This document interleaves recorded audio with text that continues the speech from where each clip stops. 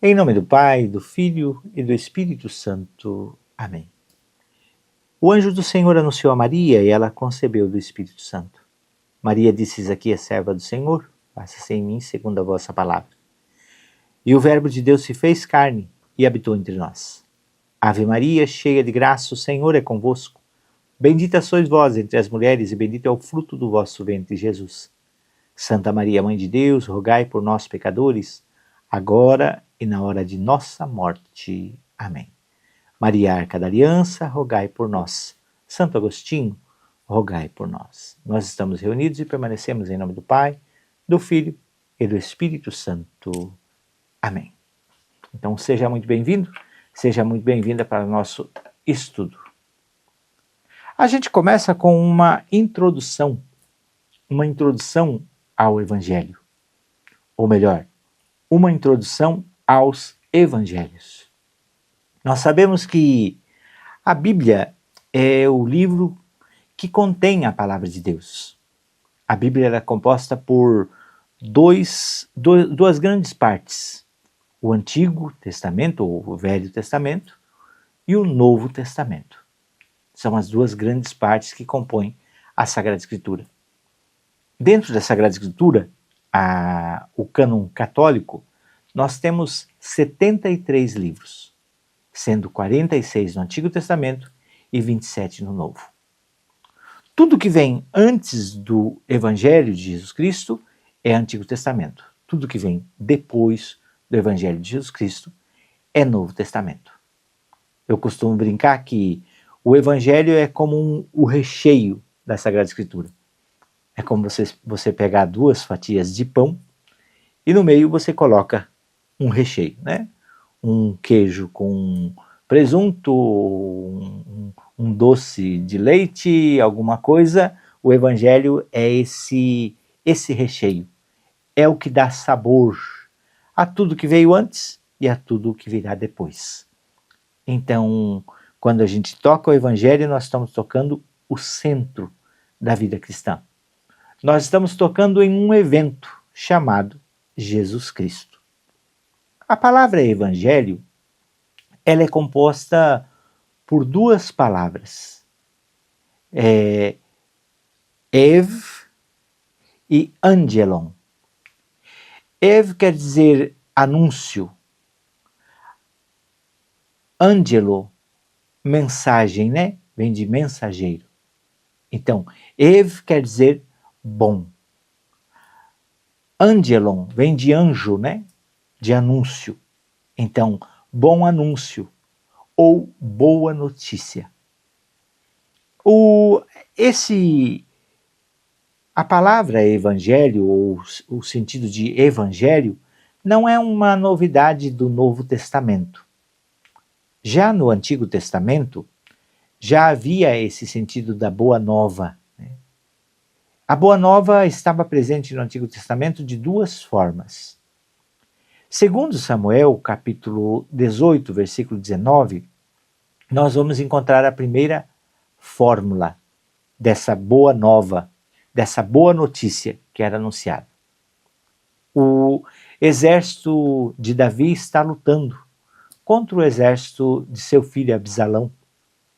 E Absalão morre numa forquilha de árvore. Ele vem com seu cavalo, passando debaixo de uma árvore, e ele fica enganchado numa forquilha e ali ele morre.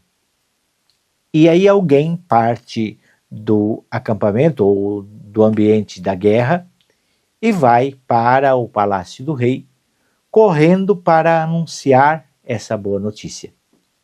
Esse ato do anúncio da vitória do exército do rei, esse ato era chamado de evangelho. É uma das primeiras formas.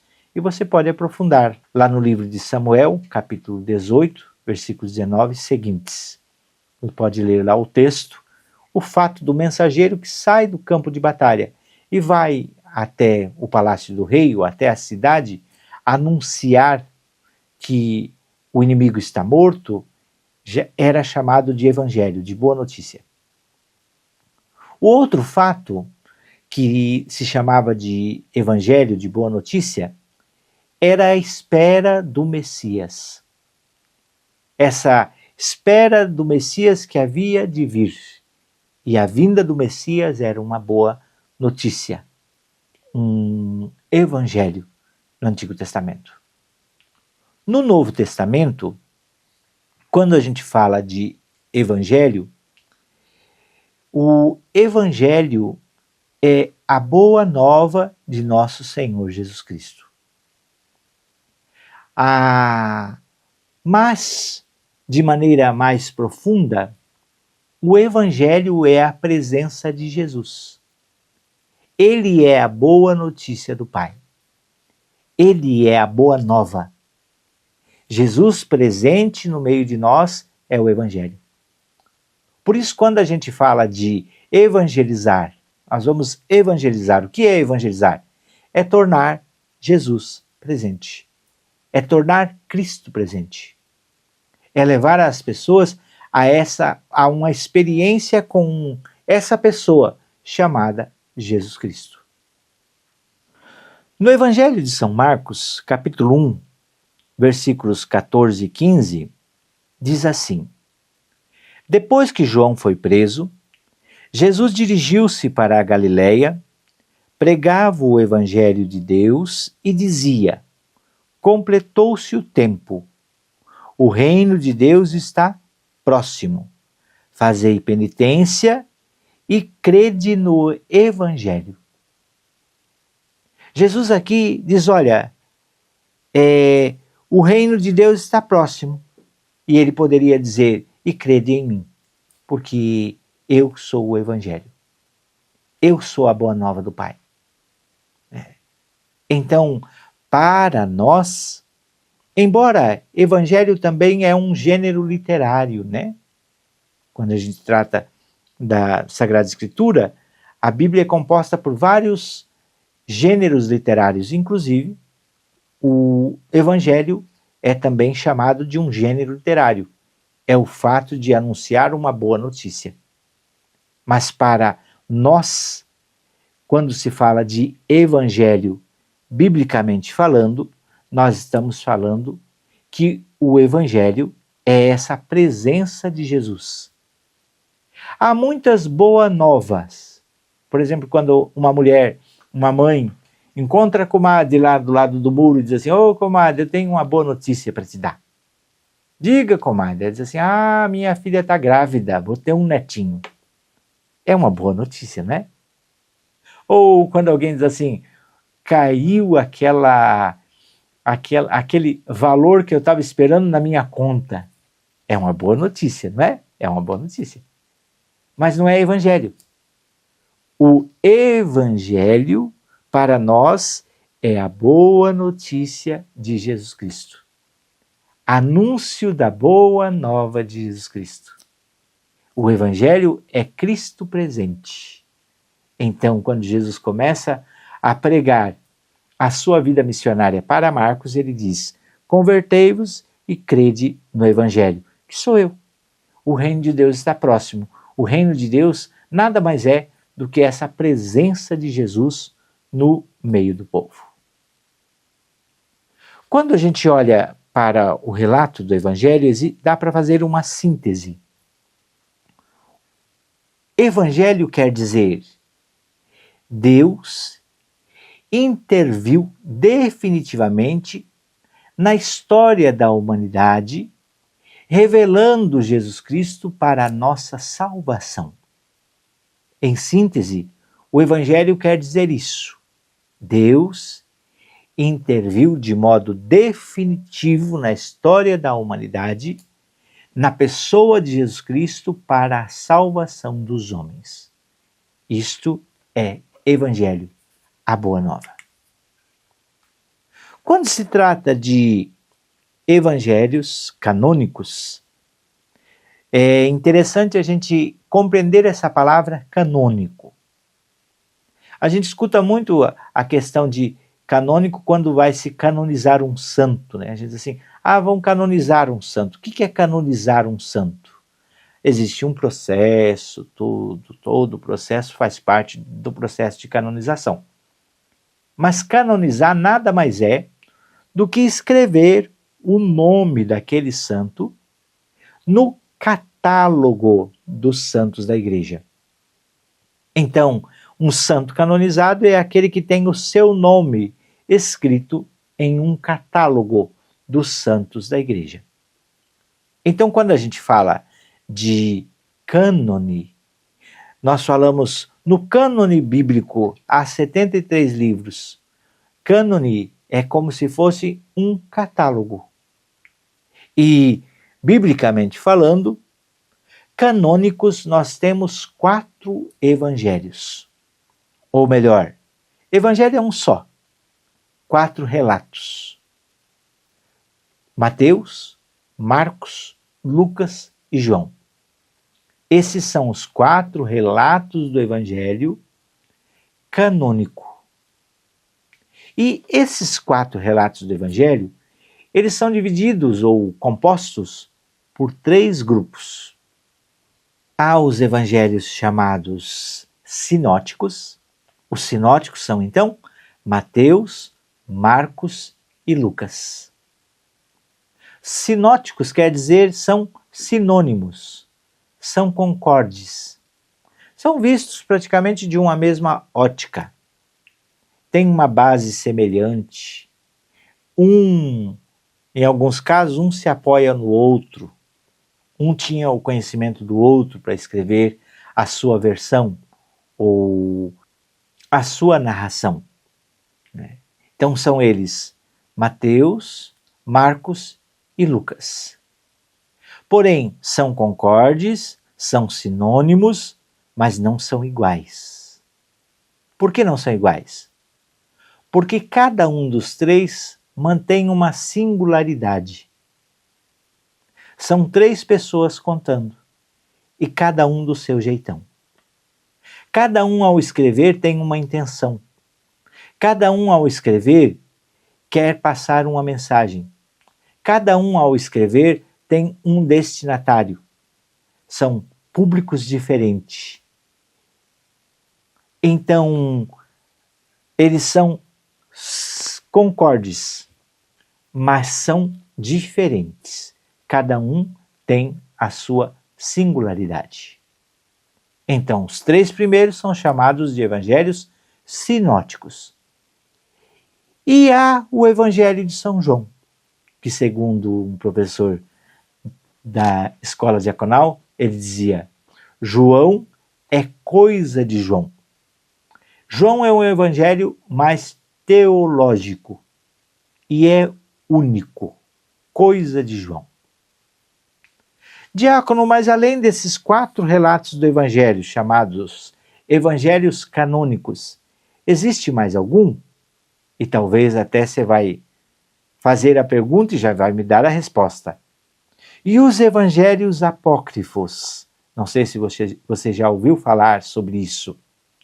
Sim, existem os chamados evangelhos apócrifos. Mas estes textos não foram reconhecidos como inspirados por Deus, e por não serem inspirados por Deus, não fazem parte do cânone bíblico. Que há vários evangelhos chamados apócrifos. Os mais conhecidos são o evangelho apócrifo segundo Filipe, segundo Judas, ou o evangelho da infância segundo Tiago. São os 3 um pouco mais famosos, mas tem outros. Diácono, mas esses livros são proibidos. Não. Você tem acesso a eles, basta fazer uma pesquisa na internet e você encontra. Esses livros são conhecidos pela igreja e até são usados como material histórico. Há algumas coisas interessantes. Uma delas é, nós sabemos hoje o nome dos pais de Nossa Senhora, né? É Joaquim e Ana. Como que a gente sabe disso? A partir de um dos evangelhos apócrifos. Ali, o autor desse evangelho, destaca o nome dos pais de Nossa Senhora, Joaquim e Ana. É algo histórico, que é interessante, mas digamos assim, não faz diferença na história da salvação. A Bíblia é um livro que trata de fé. Ela não erra quando ela fala da fé, para nos conduzir à salvação. Por isso, há algumas curiosidades que para nós não faz diferença. E também esses livros apócrifos, eles trazem algumas coisas que deixam Jesus meio mágico, né? Meio uma espécie de Harry Potter, assim, mais ou menos, né? Então a igreja diz, não, não é isso, não é bem assim. E também porque muitos desses escritos são tardios, vêm mais tarde. Então aqui nós tocamos nesse sentido dos evangelhos. Há 4 evangelhos chamados canônicos: Mateus, Marcos, Lucas e João. Entre os 4, eles compõem 2 grupos: os evangelhos sinóticos, que são concordes, que são semelhantes, não são iguais, porque cada autor tem a sua visão, tem a sua intenção. E há o evangelho de São João, que aí é coisa de João, é um mundo à parte. E também, já falamos, que há os chamados evangelhos apócrifos. Existe uma cronologia, qual foi escrito primeiro, qual vem depois dos 4 relatos do evangelho? Existe uma hipótese exegética que explica tradições comuns entre Mateus e Lucas. E essa hipótese exegética diz que possivelmente, anteriormente aos evangelhos canônicos, houve uma fonte chamada fonte Quelli. Fonte quê? Uma fonte qualquer, que pode ter sido escrita ali por volta dos anos 40 a 60 depois de Cristo. Era uma fonte pequena, provavelmente uma coleção de contos, de ditos de Jesus. E essa fonte, há uma linha de pensamento que foi o primeiro escrito sobre a pessoa de Jesus Cristo. E que, a partir dessa fonte, Mateus e também Lucas, porque provém daí, eles utilizaram essa fonte para escrever os seus relatos. É uma hipótese, não é uma afirmação. Mas uma boa parte dos biblistas, dos estudiosos, trazem à tona essa hipótese. Basta você fazer uma pesquisa aí, pode pesquisar aí na internet, até pode pausar a aula, né? E pesquisar fonte quê ou fonte Quelli. E a partir disso vai abrir um mundo para você poder compreender um pouco disso que eu estou falando. Então, antes dos 4 evangelhos canônicos, acredita-se que houve esta fonte, não tão completa quanto os relatos do evangelho, mas já haviam escritos alguns ditos de Jesus, algumas passagens, alguns fatos da vida de Jesus. O primeiro relato do Evangelho, o primeiro a ser escrito, é o Evangelho de São Marcos.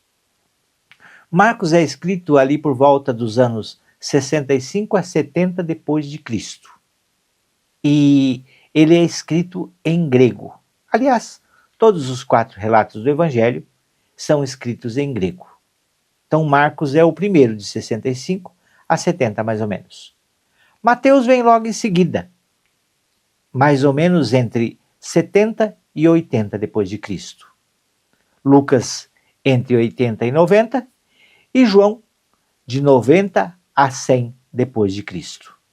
Então, a produção dos evangelhos começa ali dos anos 60 e dura ali por volta de 40 anos até o ano 100. Então, esse é uma linha do tempo que abarca a escrita dos evangelhos. É claro, anteriormente, então, já falamos como uma hipótese. É hipótese. Não dá para afirmar, foi assim. Aliás, quando a gente trata do mundo bíblico, do estudo da Bíblia, muito pouca coisa a gente pode dizer foi assim. Sempre é hipótese. Por quê?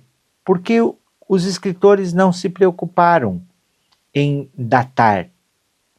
Eles não se preocuparam com isso. Não era interessante. A gente encontra datas do evento Jesus Cristo. Aí sim, o evento Jesus Cristo está bem marcado, principalmente o Evangelho de São Lucas.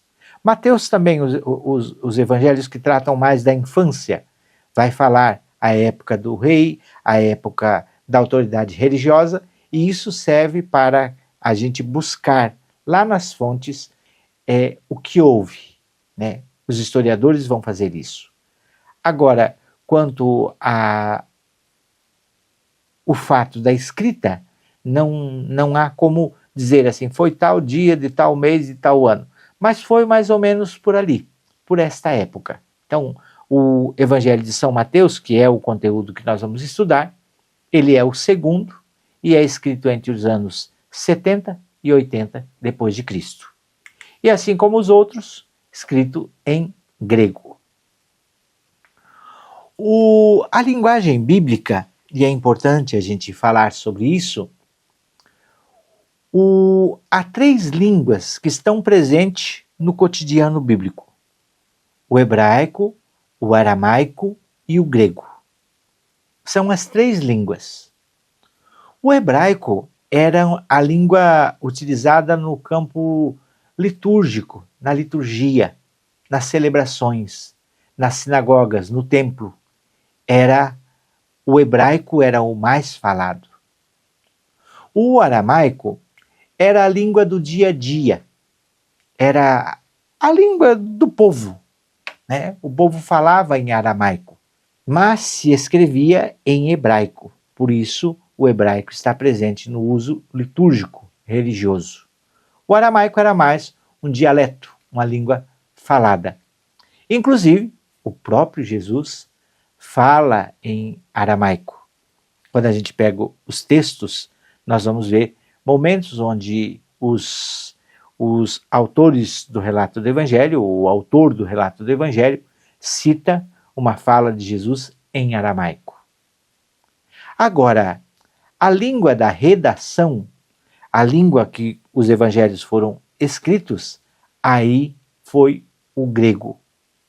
Um grego chamado grego koiné, que era um grego mais falado pelo povão. E foi nesse grego que foi escrito os relatos do Evangelho. Jesus, ele falou majoritariamente em aramaico. Os Evangelhos, então, são escritos em grego para alcançar um público mais amplo.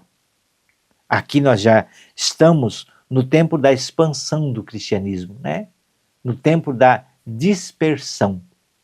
E por isso se escreve em grego. Por quê? Porque era uma língua que tinha mais alcance, alcançava outros povos.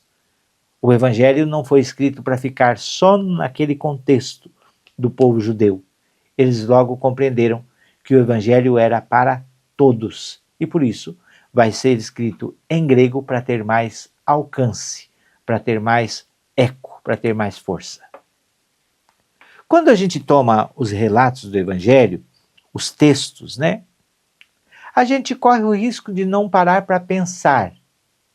Porque há etapas, há processos. Não fica pronto quando fica pronto assim. Há um processo de construção. E a gente pode detalhar, no mínimo, 3 a 4 etapas. A primeira etapa da construção do Evangelho, ou dos Evangelhos, se dá entre os anos 0 e 33. Se dá ali porque ali que acontece o chamado evento Jesus Cristo. A vida, paixão, morte e ressurreição. Nesse período, provavelmente não foi escrito muita coisa. Talvez alguém escreveu alguma coisa relatando fatos, mas não se tinha a preocupação de relatar. É interessante porque tem um seriado, né? Muita gente já assistiu, e com certeza você que está aqui acompanhando a aula já assistiu, o chamado The Chosen. O The Chosen tem como base o Evangelho de São Mateus. E se você acompanhar bem, percebendo, de vez em quando você pega Mateus anotando alguma coisa. É como se no que vai acontecendo, as cenas, o fato, Mateus já estivesse documentando.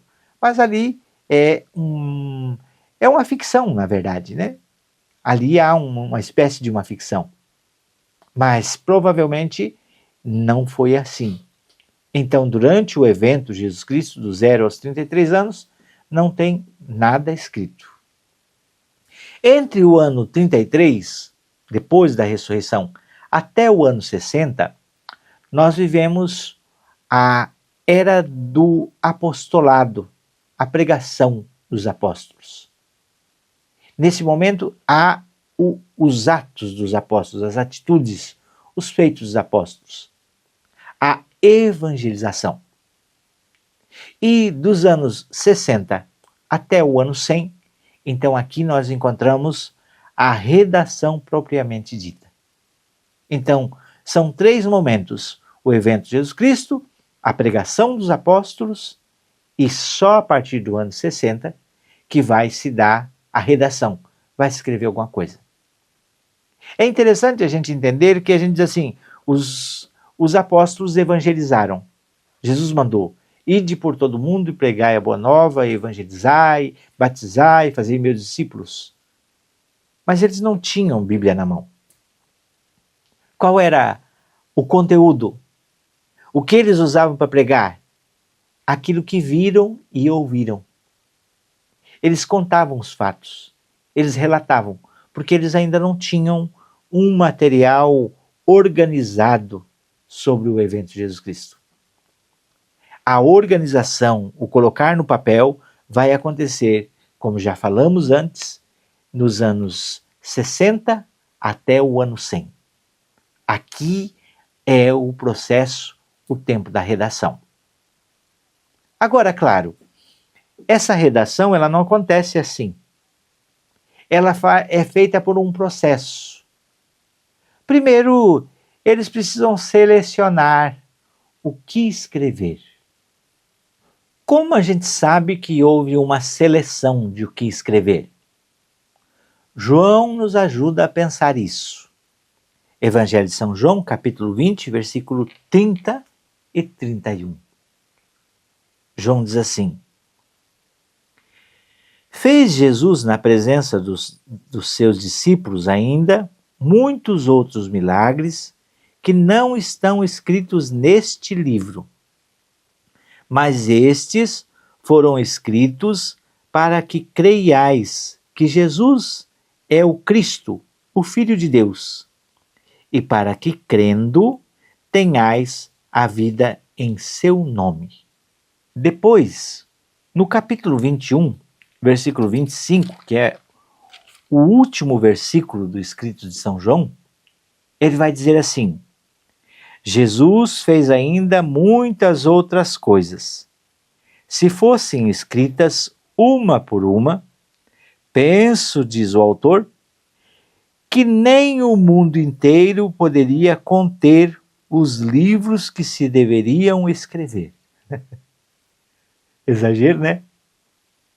Mas para dizer o quê? João, ele está dizendo aqui no capítulo 20, do 30 ao 31, que ele selecionou o que escrever. Ele selecionou, ele organizou. Tem uma intenção do que escrever. Para quê? Para que creia que Jesus é o Filho de Deus e, crendo, tenhais a salvação. E depois ele diz, olha, Jesus fez tantas coisas que, se fosse escrever tudo uma por uma, não haveria livro no mundo, espaço no mundo para tantos livros que iria dar os feitos de Jesus. Quer dizer o quê? Os apóstolos tiveram que selecionar o que escrever. E depois de selecionar, sintetizar, colocar organizadinho. No caso de Lucas, ele mesmo no capítulo 1 do Evangelho, ele vai dizer que ele fez uma pesquisa. O Evangelho de Lucas foi feito através de pesquisa. Provavelmente ele pegou aquilo que já existia escrito, ele ouviu as testemunhas para poder escrever o seu relato do Evangelho. Então, leva tempo. O que eu vou escrever? Com quem que eu vou conversar? Quais são as fontes? E claro, Mateus e João conheceram Jesus. Eles também têm na memória aquilo que viram e ouviram sobre Jesus. Agora, Marcos e Lucas, Marcos conheceu Jesus. Lucas já vem mais tarde, ele não conheceu Jesus. Ele conhece Jesus através de Paulo, das pregações de Paulo, provavelmente. Então, são as fontes onde eles vão buscar para poder colocar no papel. Para a gente poder ter a noção de que não é algo como hoje, né? Hoje produzir conteúdo está muito fácil, né? Se você quiser produzir conteúdo, você escreve um livro em um dia. Porque hoje você tem fontes profundas, computadores robustos, bancos de dados ricos, que hoje a inteligência artificial te entrega rapidamente. Mas ela não entrega porque ela é criativa e ela está criando. Não, ela te entrega porque ela vai pesquisar em grandes bancos de dados com computadores poderosos, que lá está o arquivo de toda a história que as pessoas foram depositando lá. Então lá tem um reservatório e a inteligência artificial só vai buscar a partir de grandes processadores e grandes computadores. E a partir daí ela te entrega rápido, porque é a tecnologia a serviço. Agora aqui não. Aqui não tinha tecnologia. Aqui era o mundo da escrita na munheca. Passava-se horas para escrever uma palavra no papiro ou no pergaminho, que era o material usado para poder escrever algo. Isso que um pouco antes ainda era escrito em tabuinhas, né? Tabuinhas de argila ou as pinturas rupestres lá nas pedras, assim por diante. Agora aqui, provavelmente já foi escrito em pergaminho e em papiro. Para a gente ter uma noção que para o Evangelho chegar nas nossas mãos do jeito que ele está hoje, houve muito trabalho, houve muito empenho, houve muito esforço, houve muita graça, é claro também, porque sem a graça nada disso havia acontecido.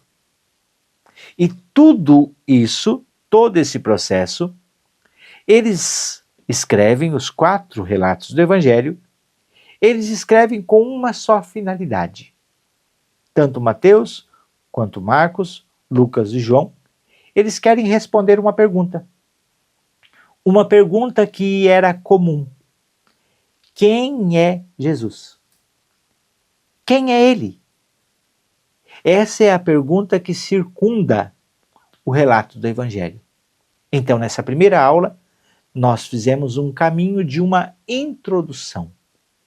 Uma introdução aos Evangelhos. Para a gente poder ter uma noção do que é o Evangelho. O Evangelho é a boa nova de Jesus Cristo. O Evangelho é Jesus presente. Ele é a boa nova do Pai. Os discípulos conheceram, caminharam com ele, pregaram em seu nome e escreveram para deixar documentado, para que a palavra chegasse até nós. Mas também há uma coisa muito interessante. Cada autor, ao escrever, ele tem uma intenção. Qual é a intenção? Responder quem é Jesus. E para dar essa resposta, cada um vai seguir um caminho. Cada um vai seguir uma direção. Agora é bonito que são 4 relatos. Embora os 3 primeiros sejam chamados de sinóticos, são sinônimos, são semelhantes a passagens que a gente encontra em Mateus, Marcos e Lucas. Nem sempre vai encontrar em João. Muito pouco do que está em João está nos outros evangelistas, até porque João se alvorece, né, de dizer que ele é a testemunha. Ele não precisou de testemunho de ninguém para aquilo que ele escreveu. Os outros 3, eles se concordam entre si. Mas ao mesmo tempo, se você pegar a mesma passagem em Mateus, Marcos e Lucas, é a mesma passagem. Mas há coisas diferentes. Porque cada um quer falar algo. Cada um quer revelar uma face de Cristo. E é bonito porque quando a gente junta as 4 dimensões, ou os 4 relatos, nós encontramos um Cristo por inteiro. É como se nós estivéssemos em 3, 4 pessoas e fôssemos testemunho de um fato. Algo aconteceu, nós estávamos juntos.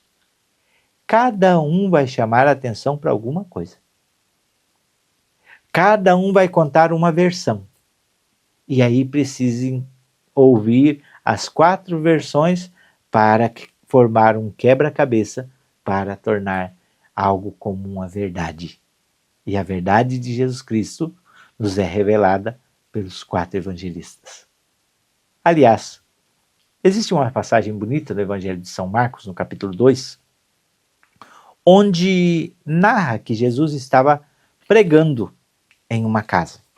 Passagem essa bem conhecida por nós. É a chamada passagem do paralítico. Jesus está pregando em uma casa, a casa está cheia, e não há como entrar pela porta. Então o evangelista conta que 4 amigos vieram carregando um homem numa maca, numa padiola. E como eles não conseguiam introduzir o homem pela porta, eles abriram o teto e colocaram o homem diante de Jesus. O homem era um paralítico, alguém paralisado em cima de uma cama. Alguém que estava no chão, sem poder se mover, escravo da sua condição. E diz que Jesus olhou para o homem e disse: perdoados te são os pecados. E quando eles começam mas quem é esse que perdoa pecados? Jesus diz: para que vocês creiam que eu tenho autoridade para perdoar pecados, disse para o homem: levanta, toma o teu leito e anda. É uma cena e provavelmente esse fato aconteceu. Mas os padres da igreja nos dão uma interpretação e eles dizem que quem são esses 4 homens e quem é aquele homem que estava na padiola? Eles dizem que o homem que estava na maca é o gênero humano, o ser humano. Aquele mesmo que descia de Jerusalém para Jericó e que caiu nas mãos dos assaltantes e está no chão. Está caído. É o homem que caiu no pecado e por isso está no chão. Não pode nada por si mesmo. Não tem força para se levantar. Esse é o paralítico. Os 4 homens que trazem o paralítico na cama, na maca, não tem nome para eles. Só diz que são 4 amigos. E aí os padres vão dizer que esses 4 homens são os 4 relatos do Evangelho. Mateus, Marcos, Lucas e João. Porque é o Evangelho que alcança o homem caído e o atrai para um encontro com Jesus Cristo. E a partir do encontro com Jesus Cristo, esse homem é perdoado e é liberto. Tem sua liberdade devolvida e pode ficar de pé e construir a sua história. Então, os 4 relatos do Evangelho fazem essa composição dos 4 homens narrados pelo evangelista Marcos. Porque o Evangelho revela quem é Jesus e leva ao encontro do homem e atrai o homem ao encontro de Jesus a partir do Evangelho. Por isso, evangelizar é tornar Jesus presente. É dizer que Jesus está vivo, ressuscitado. Por isso, o anúncio do Evangelho é carregado desta força para perdoar pecados, para libertar o homem e devolver a ele a liberdade de filho e filha de Deus.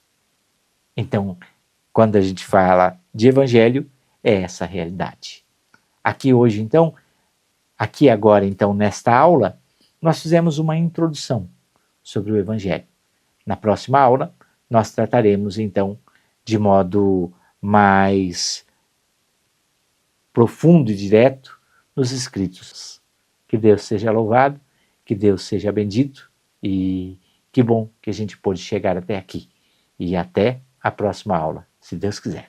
Em nome do Pai, do Filho e do Espírito Santo. Amém.